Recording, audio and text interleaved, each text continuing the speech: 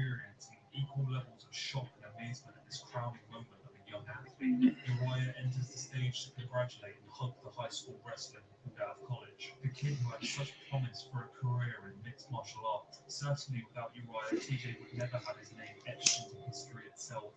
And whilst TJ rode the full of reaching the career limits, the cracks of his friendship were already present. About to spew out between the splits. Dwayne Ludwig decided in January to leave his native Colorado and accept the job in Sacramento, California as Team Alpha Male's head coach. Before rivalries, before gym clashes, and before a drug using scandal that shocked the sport, this story starts in Sacramento, California, home to Team Alpha Male, a squad of elite fighters that for a long time have been dominating the lower weight divisions. Members included the likes of Chad Mendes, Joseph Benavidez, Nate Weeder, and Josh Emmett. For a long time, Uriah Faber served as the head coach of sorts, but as an active fighter, did not find the best platform to have his attention solely on elevating his team. So a year and a half prior to the TJ Burrell fight, they hired Dwayne Ludwig, a man who quickly and effectively improved the entire team's striking. Started was Uriah just texted me one night, said Dwayne's a steering number. So yeah, we talked that night. He brought me out, my wife and I out for a seminar in Mactown, Sacramento, and then started pushing the guys. You know, I'm getting way more credit than I deserve. I don't actually do that much. I just give them ideas for these athletes just running with it. So it's going good, man. I'm really happy. I'm much happier now outside the cage than I was inside the cage. Legend in our sport, in my opinion. He's a guy that's won kickboxing world championship. The fact that we got a guy like Dwayne Ludwig, who I just feel was really the missing link to Team Alpha Male. I just felt a little bit of organization. We've always been a team. We've been here supporting each other, coaching each other.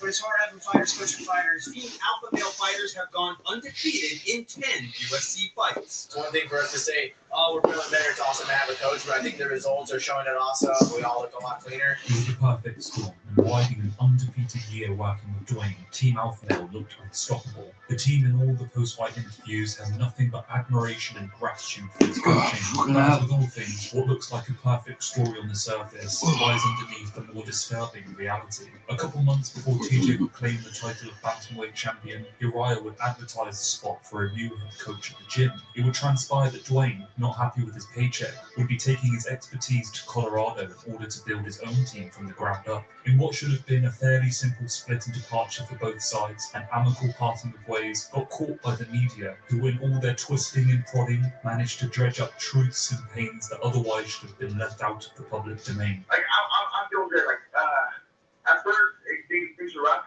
for sure. Like 100%. They weren't easy for me out here. And then make some decisions, some changes, and the team ended up. We renegotiated our deals. It was a little bit different than what I thought it was. So we renegotiated in August, and the guys have been taking care of me. It's not for money. Although I don't make a lot of money in any one thing. Like I don't make a lot of money from the team, but I do okay from the team. I do okay for my business. I do okay for my seminar side of things. So together, I do good. Yeah, Dwayne did a great job running his practice, and he was passionate about his stuff. We implemented a lot of his drills during our set practices, and it turned out great. But he was a little difficult to deal with here and there, and so actually it's kind of a breath of fresh air to have parted ways. In what might seem like parting words of a fairly innocuous and seemingly numerous situation in the world of MMA, were actually the foundations of a rift to come that would split the gyms in half. In those words,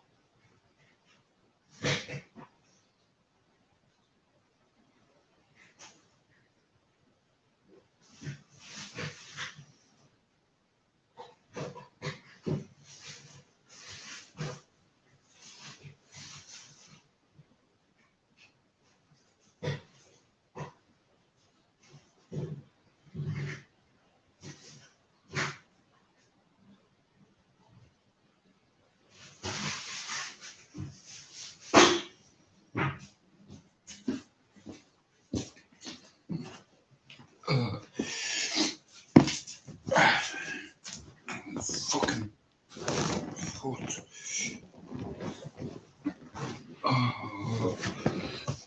You know what, guys? I'm gonna put this there. Shout out to me queen. Oh. Oh. And both parties were buried bitterness and resentment that would soon be uncovered. But for the meantime, the story faded into distant memory.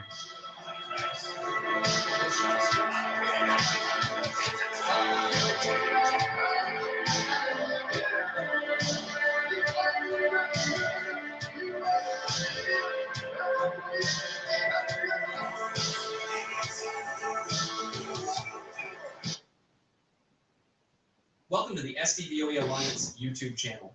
Here you'll find everything from totally free SDVOE Academy learning and certification content.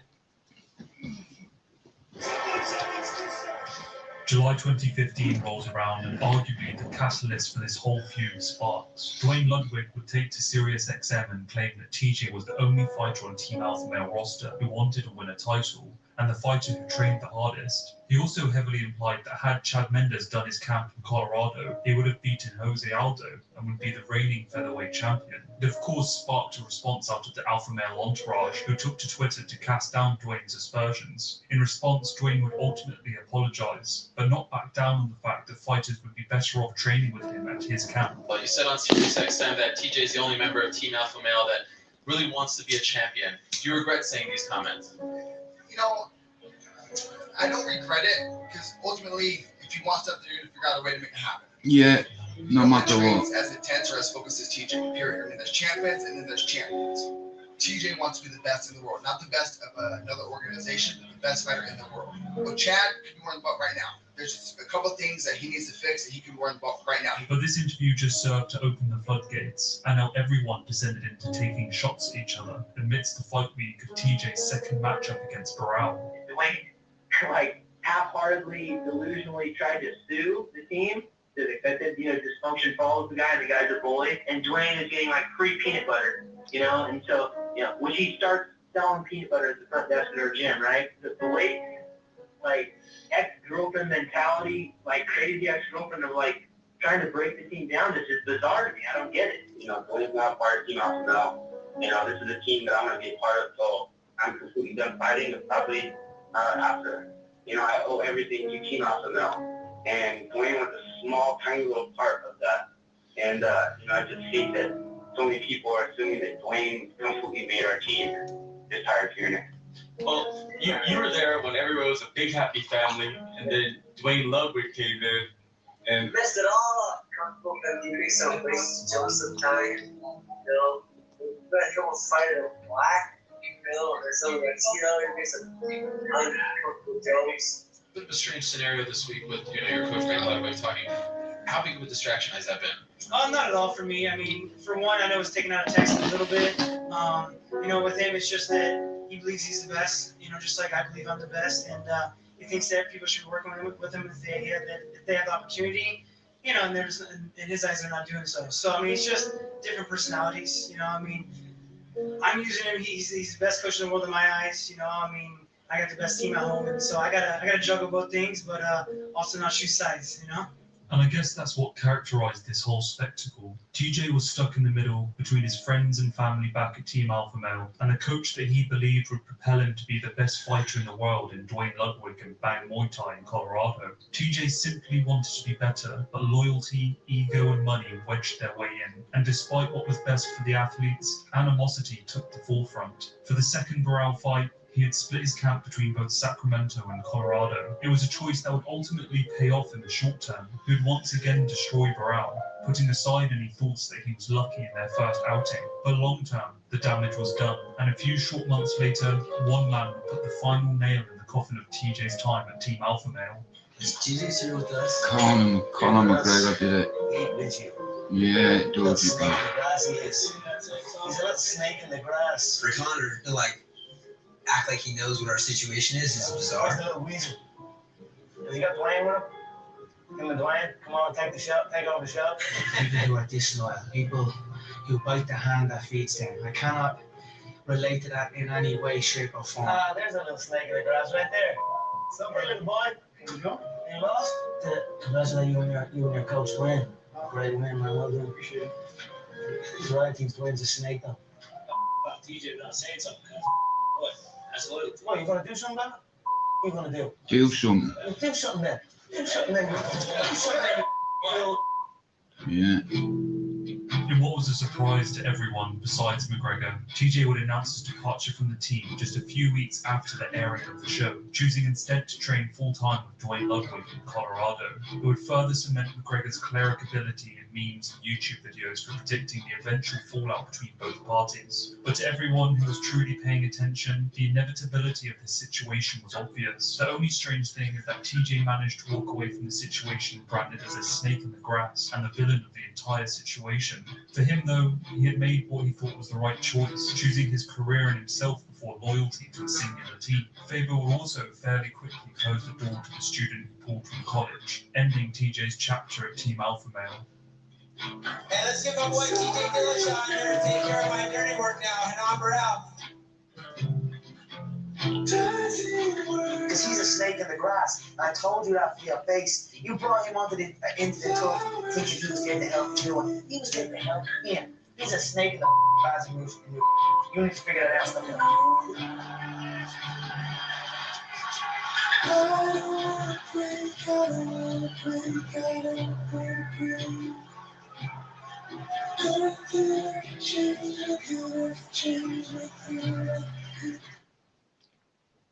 Oh, that's one of those winning eggs you can't eat.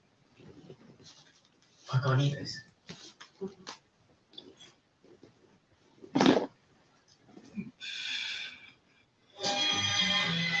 For 60 years, we've helped millions of drivers find their perfect match, whether for work or pleasure. Meet your next perfect car or van at leaseplan.com. Thank you for choosing LeasePlan.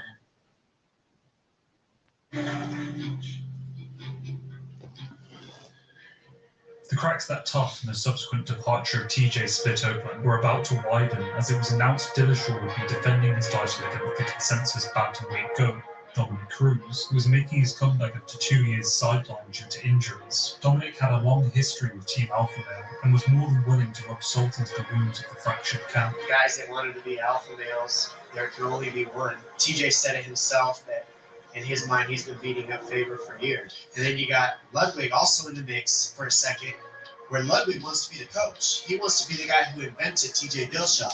He wants to be the guy who invents all these guys at Alpha Male, makes them better. Well, Faber wants to be that guy too. There can only be one yet again. So it was a matter of time before that whole thing fell apart because they're just a bunch of meatheads trapped in one room.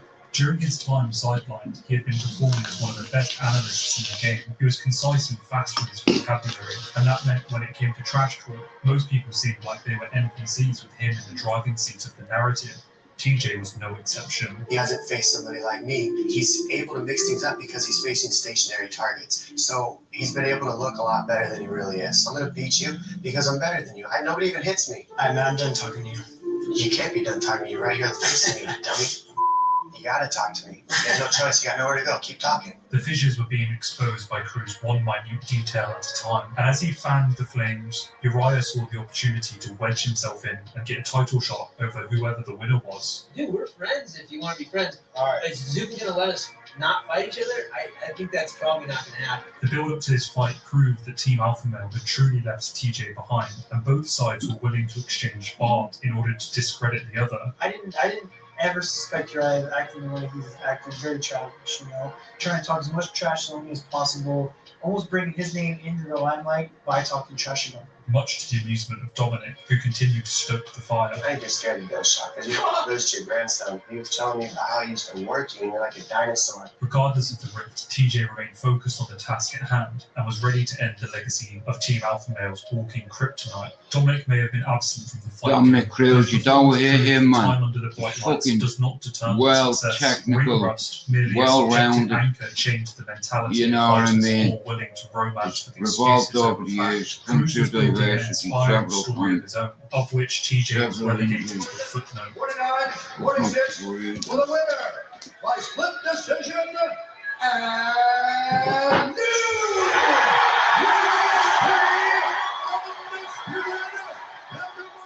The competitive competitive, razor-close split decision would go in favour of the former bantamweight champion in what would be one of the greatest comeback stories the sport would ever know. It was one of those times the sport reminds us TJ that at the heart Dillashaw of was it crying lies like a little ruthless and bitch merciless when he honesty, lost. binary truth. Hey, Mark.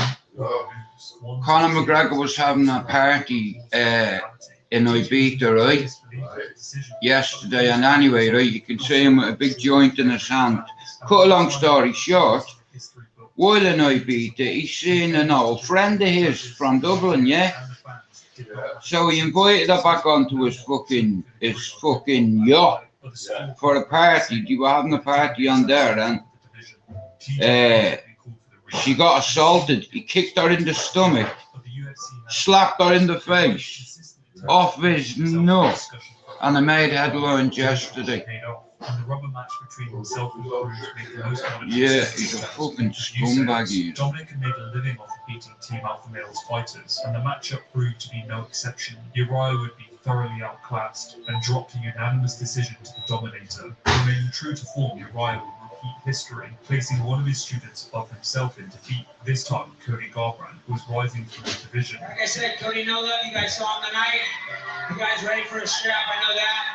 To cap off the night, Dominic would not shy away from subverting Uriah's goodwill, exposing the more likely business self-intent that perhaps lay at the heart of Alpha Male's camp. Uriah mentioned Cody Garbrandt. You obviously watch everyone in the division and a lot of fighters. Is that someone you're looking at? But I think that that's somebody that Faber manages and collects a percentage off of. And if you sit back and consider what Dominic is saying, it gives life to a new perspective to the self-interest that mayhaps motivate Uriah. One event later, and the man left behind in the wake of the UFC's ruthless business practice would claim back a loss on his record by dispatching a Sun Cell in a dominant performance at UFC 200. In his mind, he should never have fought to restate his position in the division, and felt that he was being unfairly treated. Regardless, with a win over the number 3 ranked in the division, he felt that he had now rightfully secured his rematch against the champion. I should already fought for the title. I want my belt back. I feel like it's right for mine anyways. I feel like I won that fight, so I think I'm ready for it now. But there was one person TJ wasn't expecting, Cody Garbrandt. Cody can bang, man. You finally sold the house. Congratulations. Did you use purple bricks? They're proper estate agents. You just don't pay commission. Save yourself from misery with purple bricks.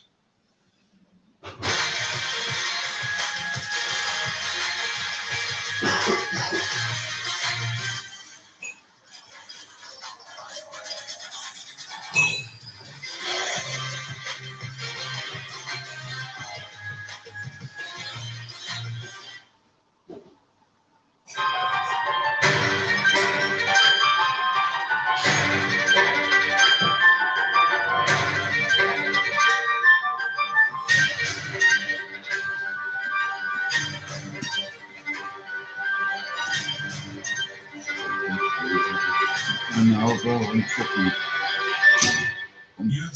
frozen like a fucking popsicle. Cody Garbrandt, who had been notching wins into his undefeated record and had quite perfectly timed himself a backstage drama with Cruz. Coupling this with his dominant but decisive win later in the night over top 10 Mizugaki was enough for Dana White to sign off on a match between the two. To add insult to injury, TJ would have to once again fight for his chance to contend for the title he lost, this time on the undercard of Cruz and Garbrandt, an insult to a former champion who had surely earned his rematch. Dominic had stayed true to form, embarrassing the tongue-tied Garbrandt all the way to the octagon doors. I should have achieved pussy in my life on a single 3 and I ain't doing it. I don't have to. What are you talking about? They're not a bunch of nothing. They're a bunch of opinions that have no validity behind them. There's nothing behind them. Next word. You don't even know what it means. Spell it.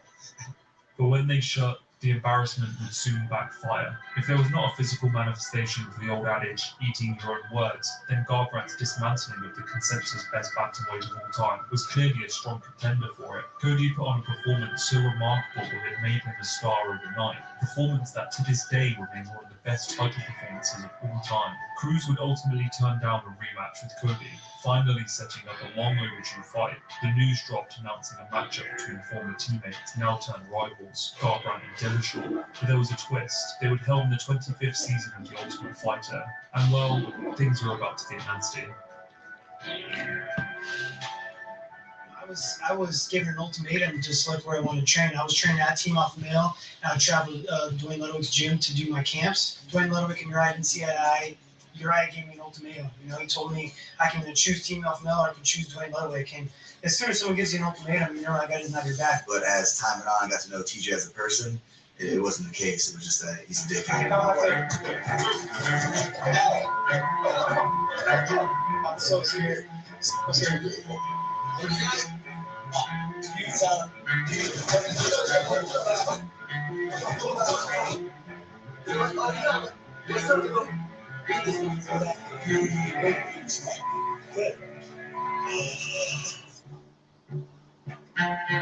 It was no surprise that this was the direction that the UFC wanted to go in. Over the last few years, the split between TJ and Team Alpha Male was a storyline that had been plastered over media and news outlets since the very beginning. For whatever reason, fans and fighters alike had vested interest in the progression of this narrative, and TUF seemed like the perfect platform to exploit every single person involved in the situation. And true to form, for a bunch of hot-headed alpha male fighters, the whole season delivered, just not in the way that you would expect. TJ, with no thanks to Conor, had managed to assume the title of the villain going into the show, and Cody, his emphatic win over Dom, was quite literally becoming a star. But the script was about to be flipped. The whole show was a scramble of insults, character assassinations, and slanderous statements from the alpha male camp that were attempting to impale TJ's already diminishing public persona on display.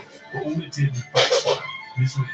The show was a complete mess. No one walked away looking like a good guy, but what it did do was split public perception on who was actually in the wrong. The fans couldn't do anything. Lies, truth, and facts blurred into a hazy mirage of testosterone-infused propaganda. Team Alpha Male had spent the better part of 3 years discrediting TJ, and in a lot of ways to great success. But this show served to walk back everything they ever said, and if the Ultimate Fighter TV show wasn't indicative of the bitterness to follow, then the week leading into their fight certainly delivered in manifesting every ounce of resentment between the two. Team Alpha Male had attempted to undermine and discredit TJ at every point. Lincoln, how many times did I fuck you up in practice? 0. Exactly. We're gonna find out. You're gonna find out. Talk all you want, show your insecurity, show who you really are, and we're gonna get out there. I'm gonna do your own body. Break your ass. And so, even after a relentless barrage, they still had another ace up their sleeve that they were waiting to deliver. Uriah and Cody had alluded to multiple times over the years TJ's inclination to cheap shots and aggressive practice. But what they were referring to Tell you one thing, I need a bleeding MOT. Where's the fucking... Oh. Tell you what. I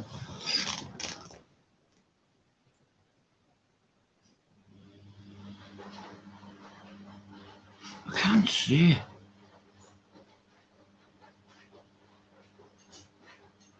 And during his walk out to the octagon, he would be showered in chants of fuck TJ and booze. He could not have been perceived any lower in terms of public opinion.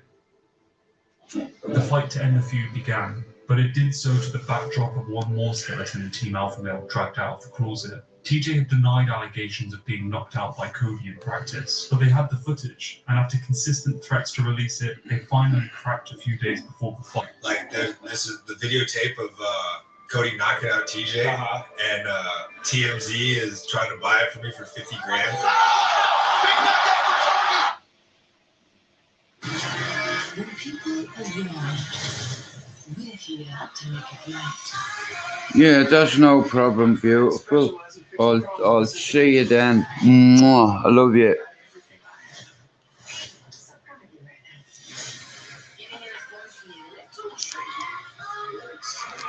Right, you leave me there. Oh, fucking hell. Right, let me make it now.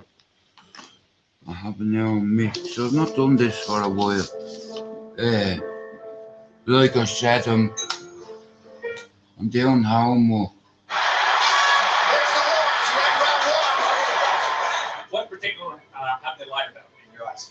Just everything. Just the way they handle themselves and just Morning, Doc. How's it going? I fucking had a crash yesterday, Doc. Hey, we're tired of hearing this guy. Tried to pull a wheelie and I couldn't handle it. Couldn't hold it. You know what I mean? And I was only on a fucking one of them fucking electric scooters.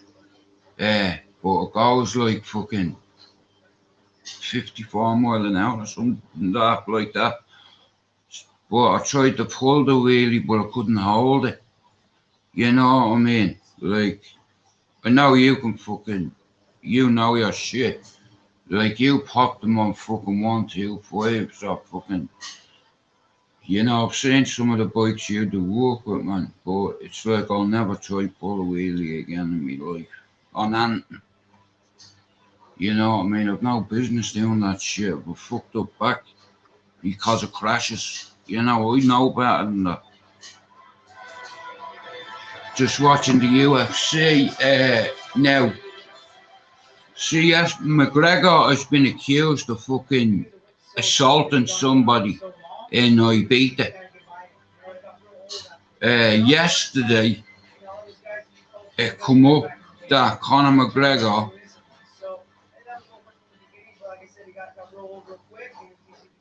well, I'm not really asked about the breaking the bones. It's more about the landing. You know, that happens. You know, you jump off a fucking cliff into water, you're gonna get wet. You get shot, you're gonna get wet. And if you pull a wheelie and it goes wrong, you're gonna find yourself wet in your own blood, which I have many times. But me right knee is fucked this morning. I've been on the sofa all night. It's like me right foot, me right knee, me left foot, me right knee, me back, me whole column is fucked, bro. You know what I mean? It's like, but it's adrenaline. You know what I mean? And I miss it. And I have people telling me, I can't do this, I can't do that because I'm on certain meds. Then I stopped taking the meds 29 days in.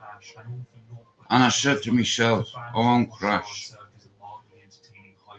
Stupid bastard, man. Like, there's thick people and there's people that are stupid. And you're looking at stupid. Yeah, tea and biscuits is our service.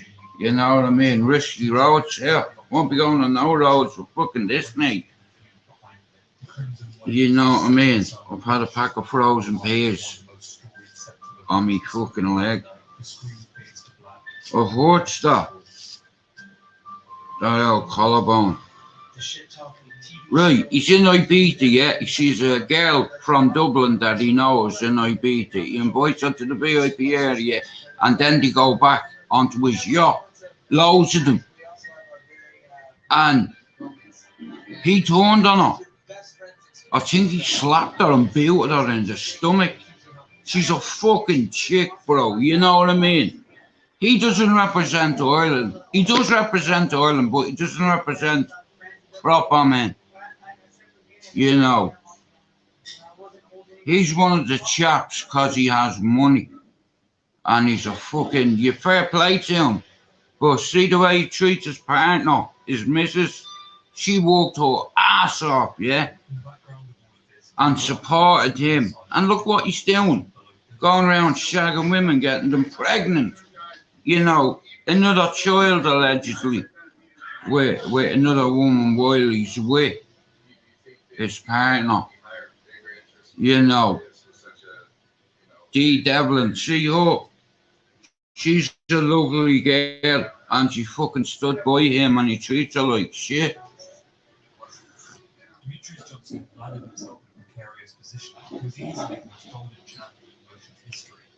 Doc, I'm sure you've torn your ACLs, both of them, ruptured them. I'm sure you have a bit of damage to your hand, you must have. Look at what both of mine, bro, and I'm right-handed, Doc. I can't hold them, you know, because see the side of me right hand, bro, keeps locking up and I let go. Do you understand? And that's basically what happened yesterday. Me hand locked up. See where me knuckles is, them two there, right? Like I said, when I go to grip something, I'm letting teeth fall, bro. I'm letting everything fall. Look, me hand is fucked. Me hand, both of them. But look at here. You can't beat a bit of adrenaline, though. even though it's gonna keep me on the fucking sofa for a few days, it's like, yeah, a bit off more than I could chew again. It's like challenging yourself, really, isn't it? But it is a challenge. Man United are on tonight. Because when you're holding them, like, it's a different story. If you're on a fucking scooter or a 125, it's like, don't get me wrong, or even them surrounds. Now, I have a nephew, and now don't ask me how he does it, because I don't know how he does it myself. But there's none left, bro. That's all shit on me box. And look. Here, Mark. Look, just make a small one out of that. But that's all that's left from last night. I didn't touch it. But yeah, just fucking make a small one. I had to get that out of my box. But that's my own fault for my cat. Well, this is what I'm saying. It's like, yeah, it's a young man's game, that stuff, though. You know what I mean? It's like, you know what I mean? Don't get me wrong, it's a great pastime. You know, if you're careful and you fucking listen to people's advice, which, see me, I'm not a listener. I'm a fucking idiot. I'm a crasher. I'm a crash test dummy, in fact. I always have been. You know, me and my mates done some mad shit with cars, with fucking bikes, buggies, quads, fucking trikes, fucking... Like, I have a nephew that has a Raptor, right? And do you know how much it's worth? 26 grand. And that's just one of them. Hey, bro. What's that? Kasim is fucking toys. He has quads, bikes, buggies. Bro, you want to see some of the toys he has? My nephew's Muslim. Doesn't drink, doesn't smoke. Do you understand? Saves money, invests. Because they don't drink or smoke. Some of them smoke, but they definitely don't drink. Because they're Muslims, so they save their money, bro. You know, and in Manchester, there's fucking every kind of culture. My sister just happened to convert to Islam. How long, Mark, how long do you reckon Jenny converted? Say at least 8 years ago, I'd say. At least. Well, they've been married 10. Yeah. Around 8, yeah, that'd be about right. Say about 8 years, something like that. I've never been on one personally, Doc. You probably have. I've never been on one, but he pulls wheelies on them as well. You know what I mean? But my little nephew, he was pulling one on a Saron, and he pulled, and he don't ask me how he done it. With one hand. You know what I mean? It's like, but like I said, if you're going at a certain speed and you're fucking popping a wheelie, next of all, a fucking dog runs out, or a fucking car, or a kid on a scooter gets in your fucking pat. You know what I mean? And here, all you'll feel is the thud on the ground when you crash. You know what I mean? You hear someone going, "Are you okay?" No, bro, just leave me here for 5 minutes. Just leave me. It's like, and then you try to get up and you fall and what have you. But when you're doing it as a hobby or a job or for passion, the way you are with your bikes, bro, you know, you can. If you get a kick out of fucking hunting, driving cars, motorbikes, scooters, fucking whatever, it's like everybody has a passion for something in life, you know, but like I said, biking's not for me, bro. It's like, I'm fucking 48, you know what I mean? If I take another hit, bro, I'll be in the wheelchair. With me back, I'm not lying.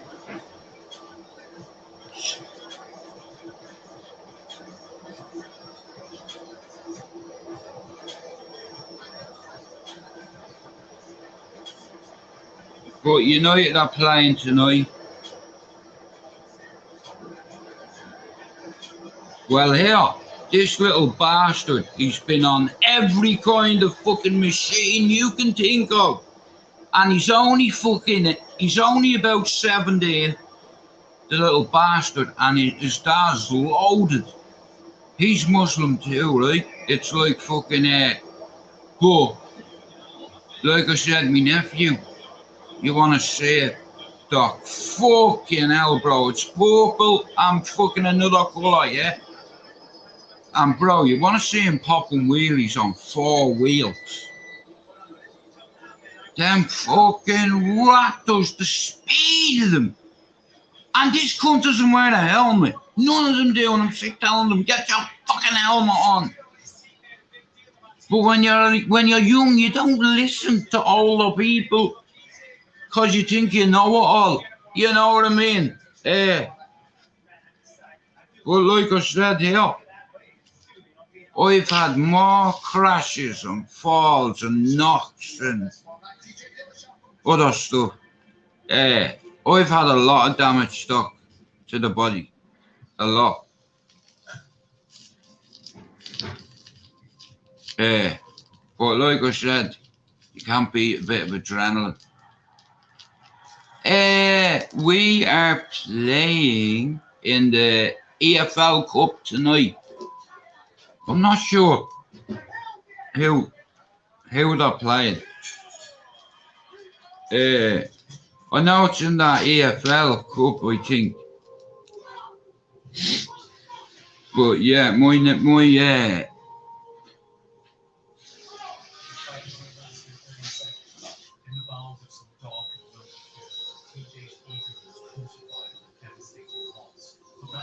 no, I know, but you're better see that's what I missed up. And there's nothing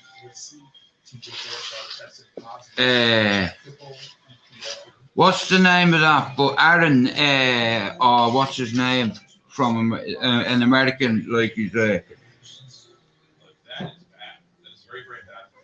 same with Ryan Williams on scooters, like not normal, just not a normal scooter, 2 wheels, no engine.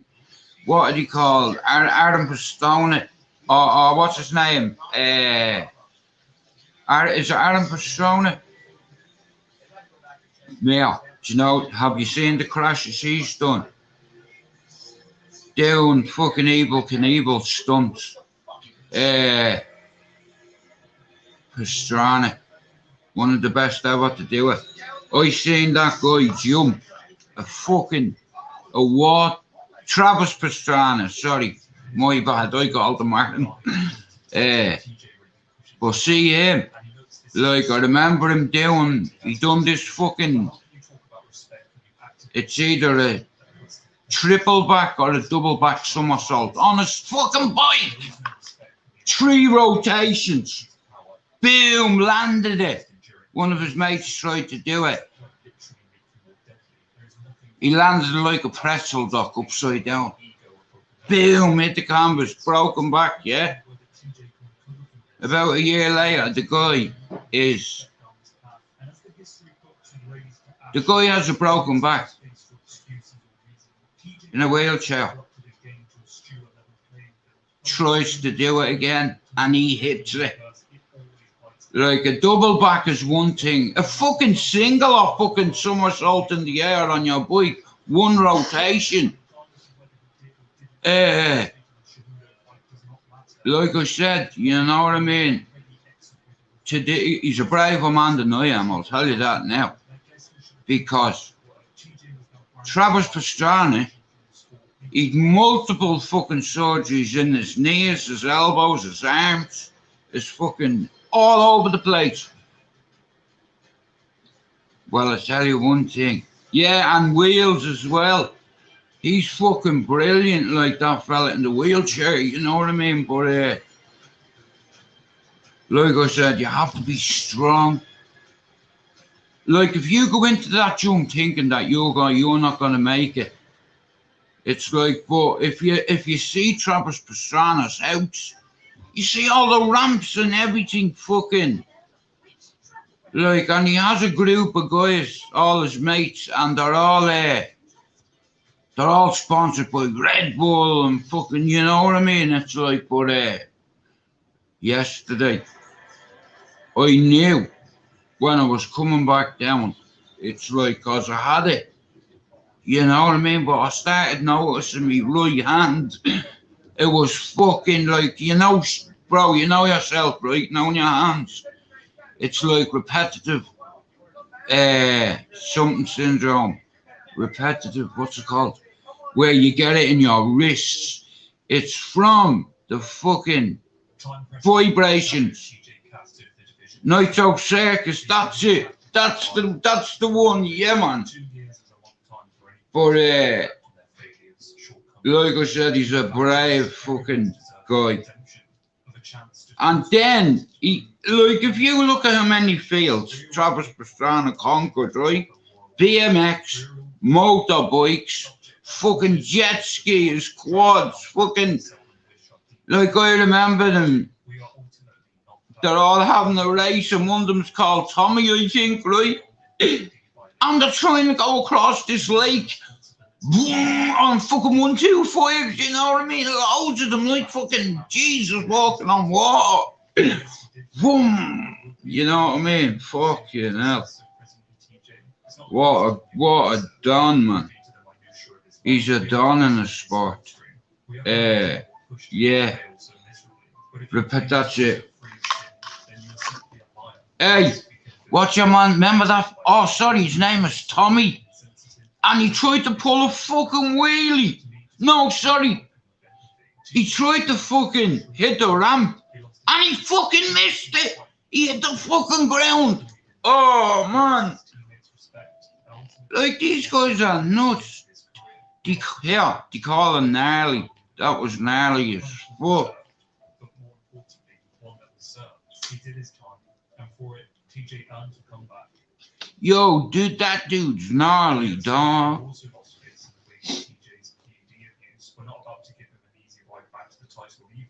Have you? I bet you fucking done you about it. Like I said, bro, I've grown up, and when I was young, like, I had an uncle who was an engineer. He used to put, and he was like a mechanic / engineer. He could take any engine or fucking part, put it together.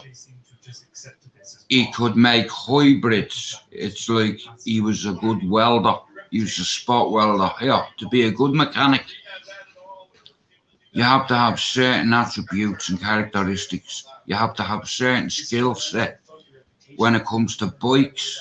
Engines, not bikes, engines, like, whether it be a fucking a two-stroke or a fucking whatever it is. It's like, when you can build engines, you know what I mean, and stuff like that. And I found it fascinating, because it's like, when you take a trail bike apart, it's like, you take the engine apart, you clean it, you take out your carburetor, whatever it is. Like I said, fucking. So they started building fucking, what are they called? Dune buggies. You know them for the sand. And I used to live in Dublin. Obviously, that's where I'm from. But there's a place called Sandymount, yeah? And there's a beach on it, yeah? They call it Sandymount Flats. Flats. Not spelt with an F, but with a P. That's how I spell that kind of flats. Like, where it's just a long beach straight. You know, Sandymount Straits, like, on the beach. So they used to make buggies. My uncle and a couple of his pals in the flats loved fucking riding these fucking in these buggies. Big fuck off flags at the back, like a pole, like a fishing rod with a flag, bro, and they're like 4 wheels. You know what I mean? You have to build your transmission, then you have to. It's like like I said. Now, I've not used any of these skills in my entire life. We live in a world where I know how to fix things, right? undercutting opponents with deceit and treachery are rewarded with clicks and popularity. And that's mechanical. An aggressive team may have been haphazard when handling Like, I'm not too bad at now. Like I said, it's not my field. Motorbikes or buggies or spooks. Like I said, every summer it's like that. Like you look at any housing estate though, and you'll see the youngsters ripping up and down the road, and you're looking at them and you're like, one of them's gonna have a crash because they're not fucking, you know what I mean? It's like they're doing things wrong. Like I said here, it's one thing doing a fucking popping a wheelie on a fucking 125, yeah, and landing perfect. Like let's say I even jumping something, but that guy Tommy out of Nitro Circus, man, I think he was on a 250. It's like or something like that, and he hit this ramp, and he was supposed to fucking like I said, he practiced these jumps loads of times because of that big pit of cardboard, or not cardboard, foam, the foam pits. You know what I mean? He has harnesses and all to lift you out, and you know what I mean? But he fucking missed it by a good couple of feet. not only for himself, but his family also. It's never too late to rewrite your story. I care about what my 3.5-year-old Yeah, well, like I said, fucking how I was able to see my story and how I dealt with adversity. you know, Doc, yeah, every time. Now, I've burnt myself a couple of times, right? Because, you know, when you're on quads, bro, it's like, you know, if you're not wearing boots, do you know what we put on around here? A fucking sock over our train. Make sure our ankles are fucking secure, so you don't burn them, you know what I mean? Fucking. Now, I've never been on a Raptor. In fact, you know, they're too powerful for me, Doc. I can't. Yeah, and he was about that much out. He was. But he was. He must have missing that ramp by about 2 feet, Doc. You know what I mean? It's like, and I think he broke his back. And I like saying to him, well, like, cause I thought he was dead, mate. But since then, I've seen a quadruple, never mind 3 rotations. I seen this kid on a BMX and he done 4. And I think it was on that Nitro Circus. Like that guy, Wales, you know what I mean? It's like, like I said though, it's one thing doing a double rotation into a foam pit, right? At least you know you're safe, right? Then you carry on doing it and you're hitting it every time. You're hitting your landing mark every time. And then you go out and do it in front of a fucking live audience, you know. Your family's watching, everybody out on Nitro Circus is watching, because they're all like, if he doesn't hit this, he's fucking dead. Like, I couldn't believe it. It's like, I didn't think it was possible, Doc. That's my take on it. I was like, you know what I mean? This cunt's dead. You know what I mean? Like 4 rotations. Are you fucking mad? But when you get, when you're a professional, but even when you're a pro, things can go wrong. Like, I wouldn't recommend a fucking quadruple fucking backflip to anybody. Never mind a single one. It's like, but some of these kids, man, they just don't listen. You know, and I hear, never mind the fucking kids, I don't fucking listen. You know what I mean? And you get a moment of madness sometimes, and you know, if this goes wrong, I'm fucked. And I've had my fair share of crashes, trust me, bro. I'm staying off them. I always say that and I'll go home myself and down as soon as I get the chance. Well, this is what I'm saying. It's like, I'll be honest with you, Doc. I don't think I'd have the balls to even try a single. Not like I'm 48, you know what I mean? It's like it's a young man's game, you know, but Travis Pastrana, he's probably the best I've ever seen doing it, other than Evel Knievel.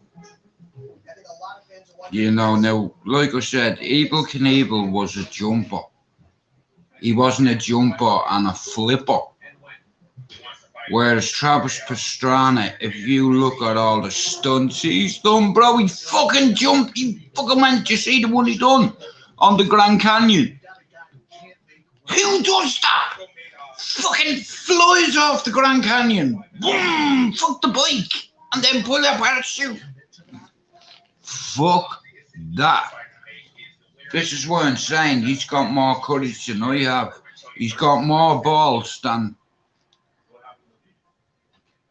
Fuck me, like this guy is brave. But if you're trying to stunt like that and you miss, even as poor Ma was watching, but and you know what? He'd have fucking broken ankle. He'd have fucking fucked up hand.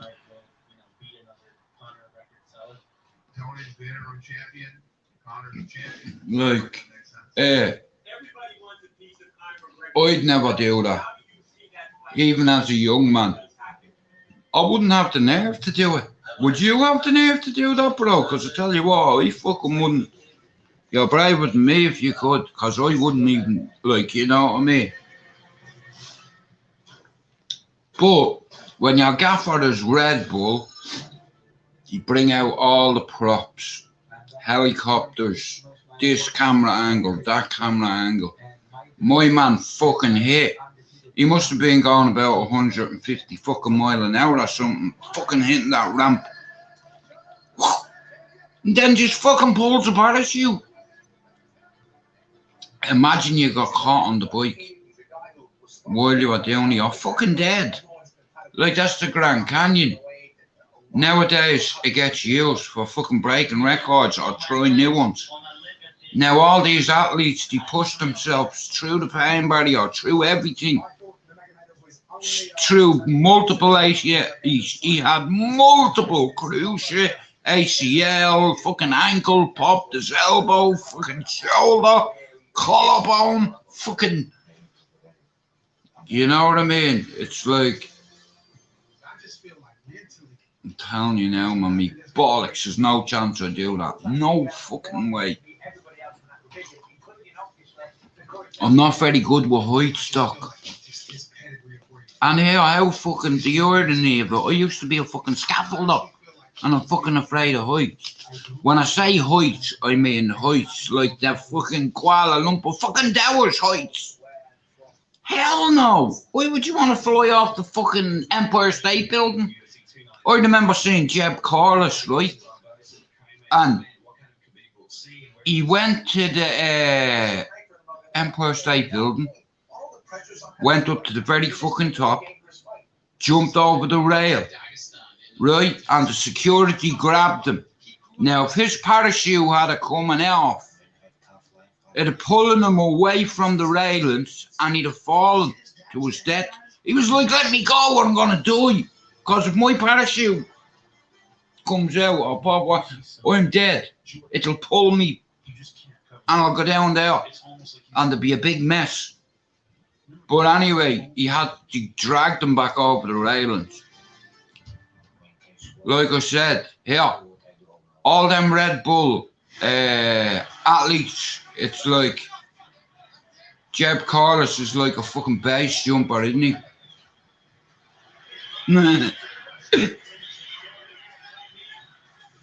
Thanks for coming in, Doc. Lovely chatting to you, bro. Oh, I'm gonna leave me live open like that for a minute. And just go to the toilet. I'll be back in a second. I have to hop up to the toilet. Ah.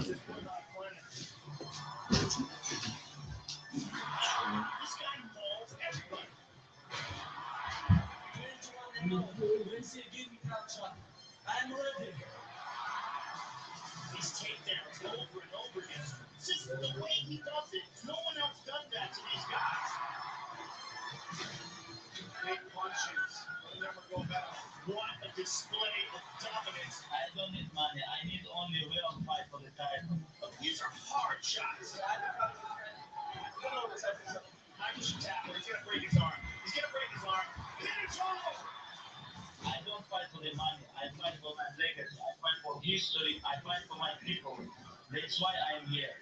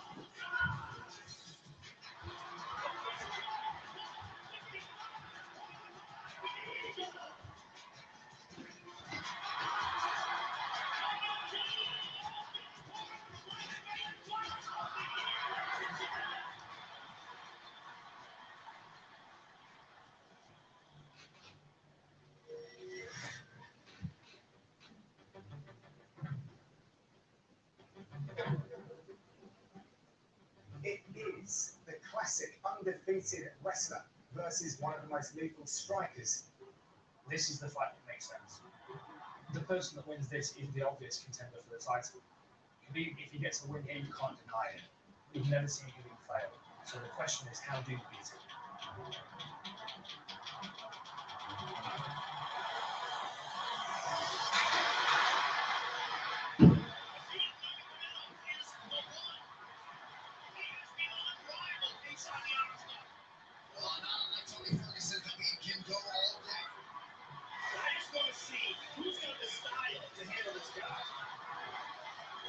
Ladies and gentlemen, this is the co-main event of the evening. Barboza's takedown defense around 87%.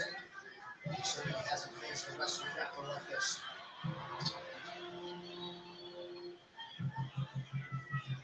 See the pressure. Look for Edson to look for knees and uppercuts on the pressure. Oh, goodness. Oh, beautiful trip. Big elbow trip, not even Mondo head out early on here. The beat doesn't give you any space. He's getting mauled.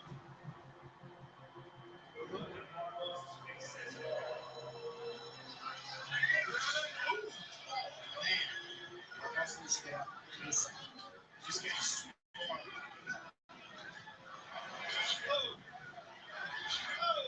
Barboza's in big trouble. That was a ball.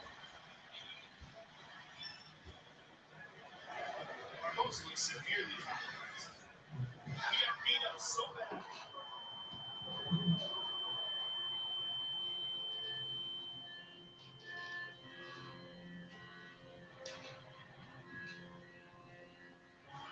In my opinion, he looks done. He's just getting mauled. His legs are getting out, but he just doesn't have it in him. This would be the beginning of the end. Too tired.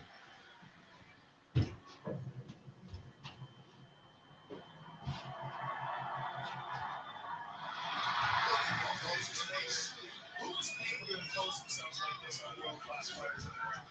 His ground and pound is just next level stuff. Just has very little for Khabib here. He just doesn't have enough stuff to contend to fight this guy out. The amount of punishment he's taken has just been overwhelming. The last punch. Step one for the last punch. You understand what I'm saying? What do you think of the last? I think it's fantastic. Come get it. Final round here. Oh, big shots by Khabib.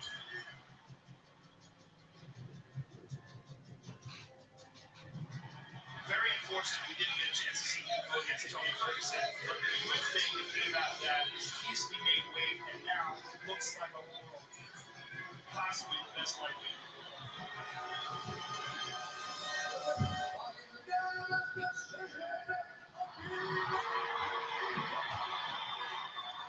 This fight cements you as the most dangerous contender by far. Now, UFC give me 1 hour rest. I can fight one more time with Conor O'Connor. That's no problem. Alhamdulillah. Conor sees a performance like you gave tonight. Do you think he looks at that as a challenge that he wants to meet? Looks at 2018 is gonna be big year for us. Now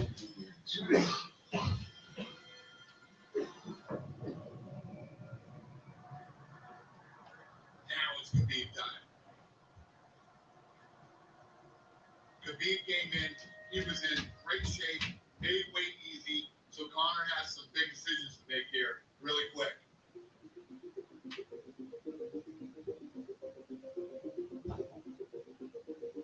This is a game of time. Time is your enemy in this sport. Now we're here. 25 0. This is not a joke. What's going on? Are we getting any closer to you and Conor? He said he's going to come back. But that's what. We can't let this thing go on forever and not give other guys the opportunity. You said that you don't think Conor's coming back, but do you think Tony will accept a fight with you? I want to kill somebody. Tony O'Connor doesn't matter.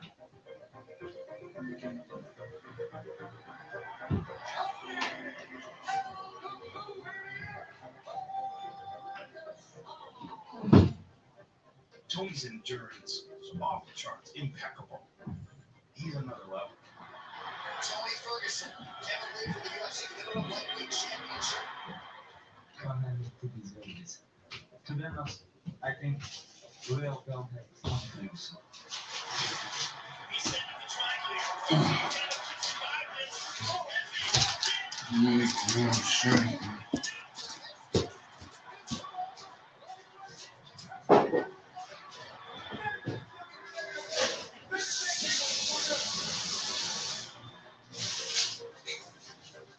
Tony Ferguson has been around for a long time and has earned his dues. Khabib has earned his dues. The belt has to move on. This is the fight to me that's most intriguing, other than him fighting Conor. My power, my weapon,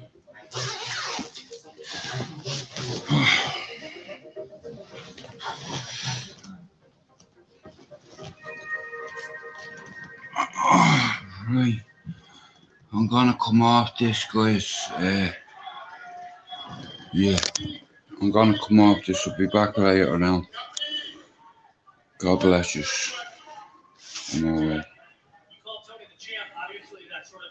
Already trained tonight. Yeah, defo, bro. Thanks for coming in. I'm alright, guys. Take care.